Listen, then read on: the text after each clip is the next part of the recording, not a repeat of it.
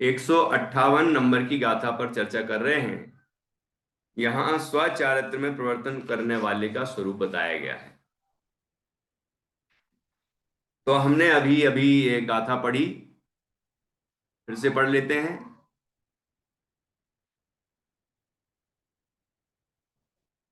जो सब संग मुक्को रणमणो अपणम सहावेणे जानदीपसदि नियदम सो सगचर्यम चरदि जीवो। देखिए, अन्वयार्थ। जो सर्व संग मुक्त और अनन्य मन वाला वर्तता हुआ आत्मा को ज्ञान दर्शन रूप स्वभाव द्वारा नियत रूप से अर्थात स्थिरता पूर्वक जानता है, देखता है, वह जीव स्वचारित्र आचरता है। ठीक है, यही अर्थ किया था अपन ने। फिर से देखिए प्राकृत में। जो सब संग मुक्को, जो जो जो आखिरी में लिखा है जीवो, जीव, जो जीव संपूर्ण संग से रहित है। संग का मतलब है परिग्रह, है ना, संग ग। तो सर्व संग से रहित है अर्थात सर्व परिग्रह से मुक्त हुआ है। अंतरंग बहिरंग सब परिग्रह छोड़ दिए हैं जिसने, उनसे मुक्त हो गया है।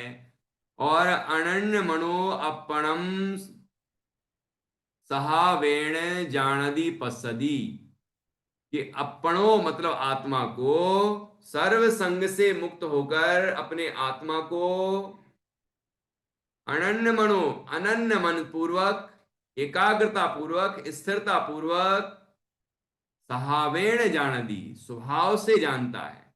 और वो स्वभाव क्या है? ज्ञान दर्शन। अर्थात जो अंदर में जान रहा है वह मैं हूं, जो देख रहा है वह मैं हूं। ऐसे जानने देखने स्वरूप अपने को देखता है, जानने देखने वाले स्वभाव की तरफ से अपने को देखता है। मतलब रागादि रूप नहीं देखता, कर्म से बंधा हुआ नहीं देखता, कर्म के उदयादिक रूप नहीं देखता, शरीर रूप नहीं देखता, कोई भी धन संपदा आदि परद्रव्य रूप नहीं देखता। अपने को स्वभाव से देखता है, मतलब अपने को ज्ञान दर्शन स्वरूप देखता है, चैतन्यमय देखता है। और वैसा ही जानता है, जानदी जानता है, पश्यदी देखता है,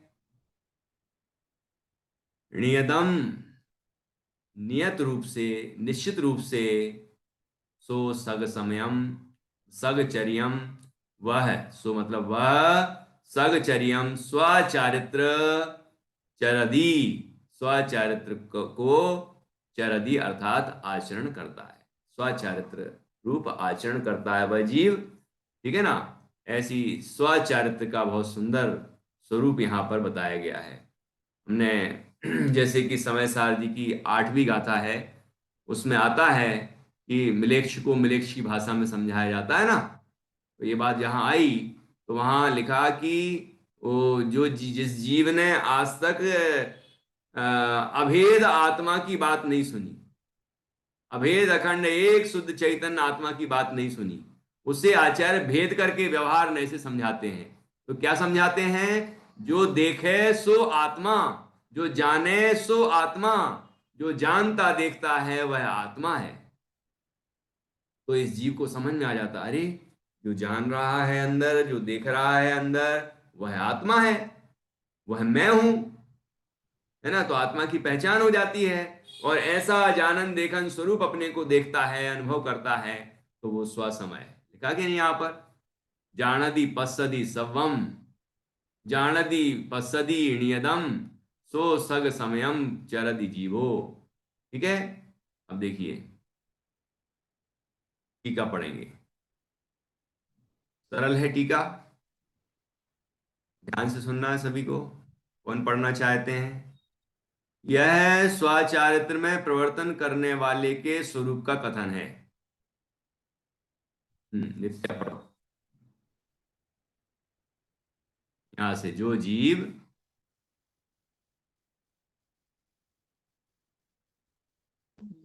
वो जीव वास्तव में निरुपराग उपयोग निरुपराग वाला होने निरुपराग के कारण निरुपराग उपयोग होने के कारण सर्व संग मुक्त वर्तता हुआ, पर द्रव्य से व्यावृत उपयोग वाला होने के कारण अन्य मन वाला वर्तता हुआ, आत्मा को ज्ञान दर्शन रूप स्वभाव द्वारा नियत रूप से अर्थात अव्यवस्थित रूप से जानता देखता है, वह जीव वास्तव में सच्चारित आचारता है, क्योंकि वास्तव में दर्शन ज्ञान दृष्टि ज्ञप्ति स्वरूप दृष्टि ज्ञप्ति स्वरूप पुरुष में आत्मा में तन मात्र रूप से वर्तना सो स्वचारित है। भावार्थ जो रुकिए बाद में पढ़ेंगे, सदुपयोग बाद में पढ़ेंगे। इतना समझते हैं। देखिए क्या कहा, जो जीव वास्तव में, जो जीव का मतलब क्या हुआ कि हम भी है ना उस जीव में शामिल कि नहीं, हम भी यदि ऐसा करेंगे तो हम भी ऐसी अवस्था को प्राप्त होंगे। जो जीव, विश्व का जो भी जीव ऐसा कार्य करेगा वह इस अवस्था को प्राप्त होगा। अब कौन कैसा काम करेगा और किस अवस्था को प्राप्त होगा वो यहां बताया है। देखिए कि जो जीव वास्तव में यथार्थ में निरुपराग उपयोग वाला होने के कारण, निरुपराग, पिछली गाथा में उपराग बताया था, उपरक्त था, वो शुभ या अशुभ भाव से रंजित था, मलिन था, रंगा हुआ था। यहां कह रहे हैं निरुपराग, अर्थात उस राग से जो रहित है, अर्थात निर्मल है। जो राग है, राग द्वेष मोह आदि विकारी परिणाम है, उससे वो रहित है। ठीक है, यहां फुटनोट दिया है, निरुपराग, उपराग रहित, निर्मल, अविकारी, शुद्ध, निरुपराग उपयोग वाला जीव समस्त बाह्य अभ्यंतर संग से शून्य है, तथापि निसंग परमात्मा की भावना द्वारा उत्पन्न सुंदर आनंद स्यंदी परमानंद स्वरूप सुख सुधारस के आस्वाद से पूर्ण कलश की भांति सर्व आत्म प्रदेश में भरपूर होता है। ठीक है, जो जीव वास्तव में निरुपराग उपयोग वाला होने के कारण, ऐसे जो राग से रहित, मोह राग द्वेष से रहित, शुभ भाव से रहित उपयोग वाला है, वह निरुपराग है, निर्मल है, पवित्र है, शुद्ध है, विकार रहित है ना। जो जीव वास्तव में निरुपराग उपयोग वाला होने के कारण, मतलब शुद्ध उपयोग वाला होने के कारण सर्व संग मुक्त वर्तता हुआ, समस्त अंतरंग और बहिरंग परिग्रह से मुक्त वर्तता हुआ। कितने परिग्रह होते हैं अभी बताए थे? 24। सामान्य रूप से 2 होते हैं, और 2 के भेद करेंगे तो 24 हो जाएंगे। 2 हैं अंतरंग परिग्रह और बहिरंग परिग्रह।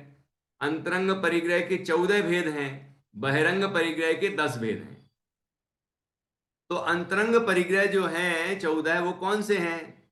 मिथ्यात्व, अनंतानुबंधी, क्रोध मान माया लोभ, अप्रत्यक्षानवर्ण क्रोध मान माया लोभ, संज्वलन क्रोध मान माया लोभ, प्रत्यक्षानवर्ण क्रोध मान माया लोभ, संज्वलन क्रोध मान माया लोभ।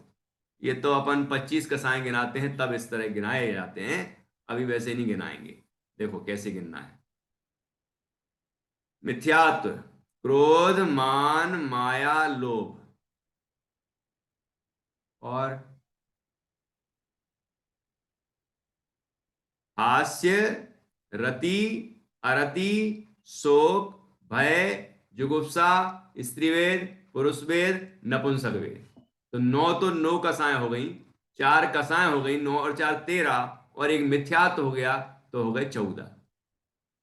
तो 14 ये अंतरंग परिग्रह हैं। हमारे अंदर यदि इस तरह के विकारी परिणाम उत्पन्न हो रहे हैं तो वह अंतरंग परिग्रह है। काम क्रोध के परिणाम हो रहे हैं, शुभ अशुभ भाव हो रहे हैं, कसाएं मंद और तीव्र हो रही हैं, ये सब का सब अंतरंग परिग्रह है ना। और बहिरंग परिग्रह क्या है कि जो हिरण्य स्वर्ण धन धान दासी दास कुप भांड आदि, मतलब सोना चांदी, दास दासी, कपड़े, बर्तन, है ना, जमीन मकान, गाड़ी घोड़ा, है ना, घोड़ा हाथी वगैरह, नौकर चाकर, ये सब जितने भी वस्त्र आदि जितने भी बाहर हम जोड़ के रखें ये 10 में शामिल हो जाते हैं, 10 परिग्रह में। ठीक है, ऐसे बहिरंग परिग्रह हो गए। तो 10 बहिरंग और 14 अंतरंग मिला के हो गए 24। तो सर्व संग मुक्त, ऐसे 24 परिग्रह से जो मुक्त वर्तता हुआ, मुक्त हो गया है, और परद्रव्य से व्यावृत उपयोग वाला होने के कारण पर से व्यावृत, परद्रव्य से उपयोग हट गया है ना। व्यावृत हो गया है मतलब वहां से निवृत्त हो गया, वहां से हट गया है, क्योंकि अपने स्वरूप में लग गया है। ठीक है, परद्रव्य से व्यावृत उपयोग वाला होने से के कारण अनन्य मन वाला वर्तता हुआ, है ना। अनन्य मन वाला अर्थात जिसकी परिणति अन्य प्रति नहीं जाती, ऐसा कि अपने तरफ ही रहती है, अपने में ही एकाग्र चित्त है। अनन्य मन, अन्य मन, अन्य मन का मतलब इधर उधर दूसरी की तरफ मन जा रहा है, उपयोग जा रहा है। और अनन्य मन मतलब अपने तरफ ही उपयोग है, अपने आत्मा में ही मग्न है। ठीक है, अनन्य मन वाला वर्तता हुआ आत्मा को वह जीव, जो कि निरुपराग उपयोग वाला होने के कारण सर्व संग से मुक्त वर्तता हुआ, परद्रव्य से व्यावृत उपयोग वाला होने के कारण अनन्य मन वाला वर्तता हुआ आत्मा को ज्ञान दर्शन रूप स्वभाव द्वारा नियत रूप से, है ना, नियत रूप से अर्थात अवस्थित रूप से, ठीक है, अवस्थित रूप से, स्थिर रूप से, जो अपने स्वभाव में ही स्थिर है, इस रूप से जानता देखता है, अपने में मग्न होकर जानता है, अपने में तन्मय होकर जानता है, अपने में लीन हो जाता है, ऐसा जानता देखता है। वह जीव वास्तव में वह जीव वास्तव में स्वचारित्र वह जीव वास्तव में स्वचारित्र आचरता है, अर्थात उसके स्वचारित्र का आचरण हो रहा है, अर्थात वह जीव स्वसमय है। ठीक है, क्योंकि वो वीतराग रूप परिणमन कर रहा है, शुद्ध भाव रूप परिणमन कर रहा है, शुद्ध उपयोग रूप परिणमन कर रहा है, और उसके फल में संवर पूर्वक निर्जरा हो रही है, आनंद हो रहा है ना। वह जीव ही मोक्ष मार्गी है। ठीक है ना, वो स्वचारित्र का आचरण करता है, क्योंकि वास्तव में दृष्टि ज्ञप्ति स्वरूप पुरुष में अर्थात आत्मा में तन्मात्र रूप से वर्तना सो स्वचारित्र है। कि वास्तव में क्या, कि दृष्टि ज्ञप्ति स्वरूप, दृष्टि अर्थात देखना, देखने की क्रिया, ज्ञप्ति अर्थात जानना, जानन क्रिया। तो देखने जानने रूप ज्ञान दर्शन स्वरूप पुरुष अर्थात आत्मा, यहां पुरुष का मतलब पुरुष स्त्री की बात नहीं करने लगे, स्त्री हो या पुरुष हो या कोई और हो, सब जीव आत्मा है। जो आत्मा को जानेगा उसकी ये अवस्था होगी स्वचारित्र रूप। वह क्योंकि वास्तव में दृष्टि ज्ञप्ति स्वरूप पुरुष में, आत्मा में तन्मात्र रूप से वर्तना, तन्मात्र का अर्थ क्या है, तन अर्थात तत्, संधि विच्छेद करेंगे, तत् प्लस मात्र, तत्मात्र, उस रूप ही मात्र, चैतन्य स्वरूप, चैतन्य में ऐसा मग्न हुआ कि चैतन्य स्वरूप ही अपने को देखता है, जानता है, अनुभव करता है, उसमें लीन हो जाता है।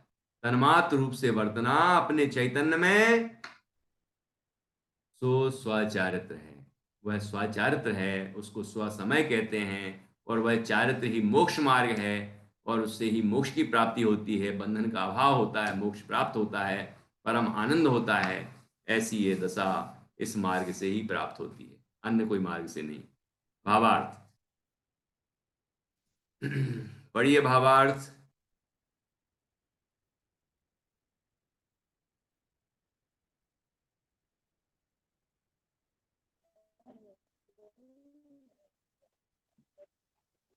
आप पढ़ो भावार्थ। जो जीव शुद्ध उपयोगी वर्तता हुआ और जिसकी परिणति पर की ओर नहीं जाती, ऐसा वर्तता हुआ आत्मा को स्वभावभूत ज्ञान दर्शन परिणाम द्वारा स्थिर वक्त जानता दिखता है।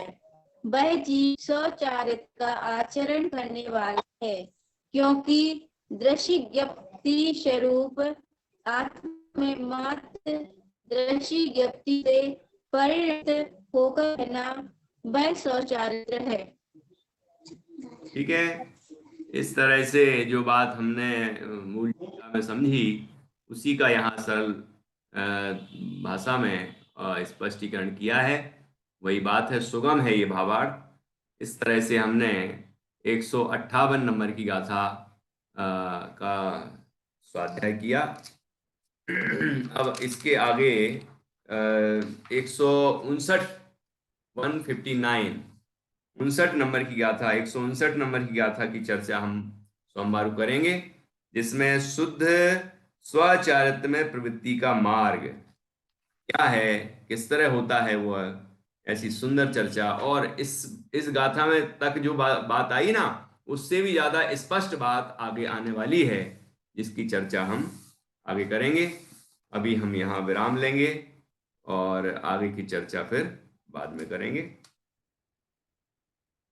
जिनवाणी स्तुति।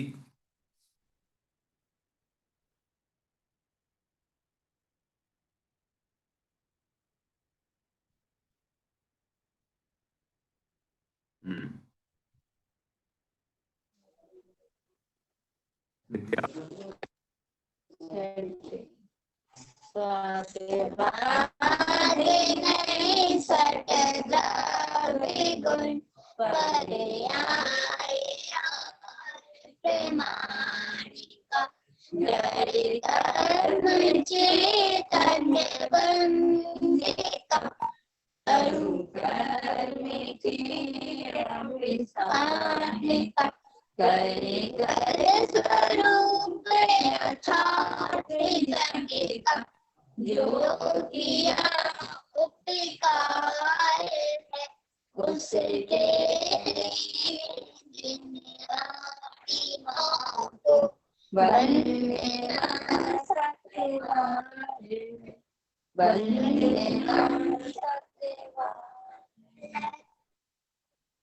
गुरुद्वारा सांग जिनवाणी माता की जय।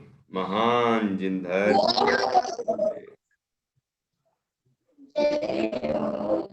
सभी नवानुकामन के माध्यम से पंच परमेष्टि का